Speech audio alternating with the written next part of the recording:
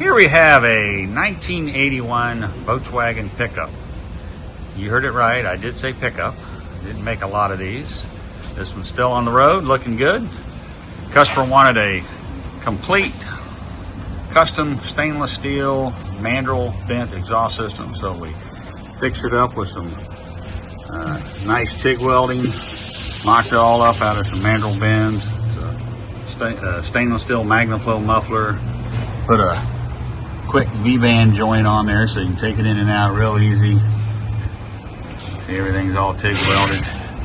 Kind of tight fit there. It's car's pretty low, or truck I should say. Comes off this full length header. Kind of a work in progress, so it's got some fancy carburation system on there. Not running real good right at the moment. Probably needs a little more tuning now that's got the exhaust on it. So we'll just do a little walk around outside and you can imagine what it sounds like. Just wanted to show off our custom work there.